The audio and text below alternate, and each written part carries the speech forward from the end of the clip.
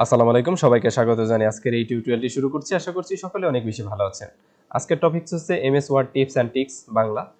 তো আজকে আপনাদের শেখাবো কিভাবে টিপস অ্যান্ড ট্রিক্স জানার পরে আপনি অনেক কঠিন কাজকে অনেক দ্রুত করে ফেলতে পারবেন। তো চলুন কথা না বাড়িয়ে আমরা শুরু করি টিপস অ্যান্ড ট্রিক্স। তো প্রথমে আছে শর্টকাট রাইট। এটা আমরা কিভাবে করব? ফাইলে যাব, আমরা এখানে ফাইল মেনুতে যাব, যাওয়ার পরে এখানে অপশনসে যাব, অপশনে যাওয়ার পরে এখানে প্রুফিং আছে, প্রুফিং এ যাওয়ার পরে অটো কারেকশন অপশন। তো আমরা এখানে লিখব আর স্পেস এ। তো আমরা এখানে যদি ওকে দেই, ওকে দেওয়ার পরে এখানে আরেকটু ভালোভাবে দেখে দিই, আর স্পেস এ। তো আমরা এখানে লিখব রাসেল।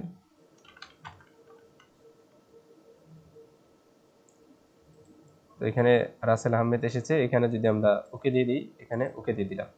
এখন যদি কার্সারটা এখানে রেখে আমি যদি আর স্পেস এ দিয়ে এন্টার প্রেস করি, দেখেন খুব দ্রুততার সাথে আমাদের এই নামটা এখানে শো করছে। ঠিক সেকেন্ড যে জিনিসটাই যাব সেটা হচ্ছে কালার চেঞ্জ।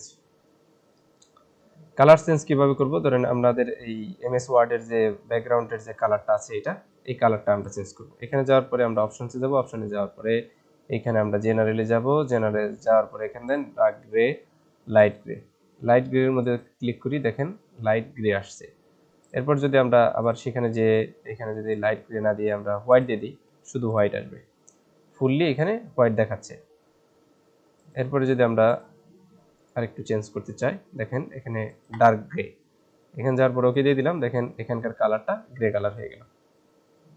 এরপর টপিকস হচ্ছে সিম্বল। তো সিম্বলের কাজ আপনাদের দেখাবো। তো আমরা যদি এখানে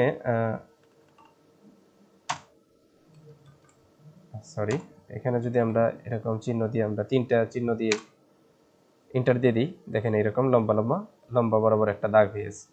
এরপরে যদি আমরা ইকুয়াল চিহ্ন দিই, ইকুয়াল চিহ্ন তিনটা দিয়ে আমরা এন্টার দিয়ে দিই, দেখেন ডাবল লাইন হয়ে গেছে। এরপরে যদি আমরা এখানে এই সাইনটা তিনবার দিয়ে দিই, দেখেন ডট ডট আসছে।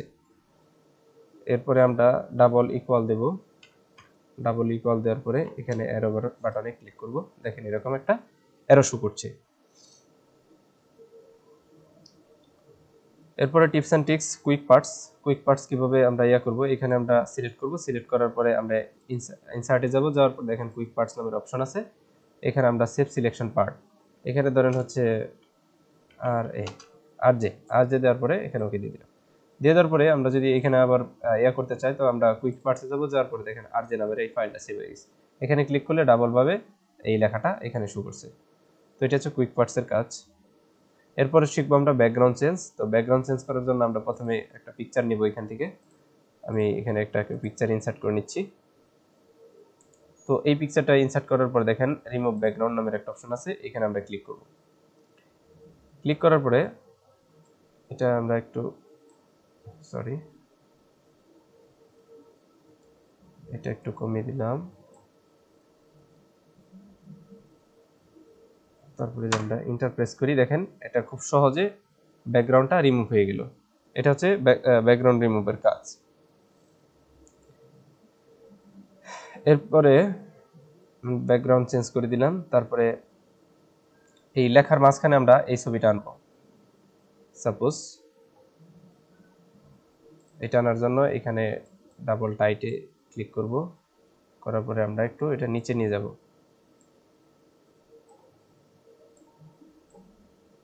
তো এটা আমরা একটু ছোট করে নিচ্ছি, আর একটু ছোট করে নেই। হ্যাঁ, হয়ে গেছে।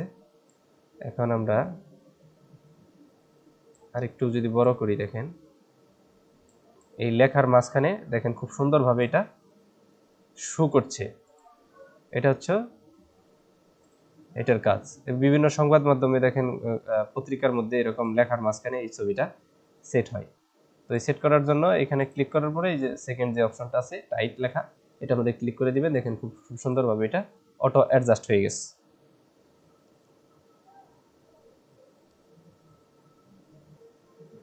এখন আমরা দেখব সিলেক্ট কিভাবে করতে হয়। ধরেন হচ্ছে আমরা যদি এটা সিলেক্ট করি তাহলে এইটুকু সিলেক্ট হবে, কিন্তু আমাদের এখানে যে বোল্ড দেওয়া আছে এটা কিন্তু আমাদের সহজে সিলেক্ট হয় না। তো সেক্ষেত্রে সিলেক্ট করার জন্য আমরা কিবোর্ড থেকে অল্টার প্রেস করে তারপরে এটা এভাবে মনে করে ড্র্যাগ করব, ধরবো, দেখেন এটা সিলেক্ট হয়ে যাচ্ছে। আবার যদি চাই আমরা এটা সিলেক্ট করবো, এটা তো অটোমেটিক হয়ে যায়, কিন্তু এই জিনিসগুলো সিলেক্ট করার জন্য আমাদের অল্টার প্রেস করলে এটা সিলেক্ট হয়ে যাবে। এরপর হচ্ছে ডকুমেন্ট পাসওয়ার্ড। আপনারা কিভাবে ডকুমেন্টের পাসওয়ার্ড দিবেন, এখানে প্রোটেক্ট ডকুমেন্ট, তারপরে ইনক্রিপ্ট উইথ পাসওয়ার্ড। এখানে আমি অলরেডি পাসওয়ার্ড দিয়ে দিয়েছি। ধরেন হচ্ছে আমি 1 2 3 4 দিব, ওকে দিয়ে দিলাম। 1 2 3 4 দিয়ে দেওয়ার পরে আমরা ওকে দিয়ে দেবো। ওকে দেওয়ার পরে আমরা যদি এটা একটু কেটে দিই,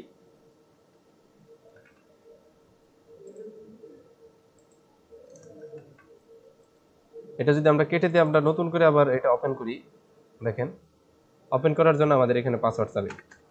আমরা পাসওয়ার্ডটা দিয়ে দিলাম।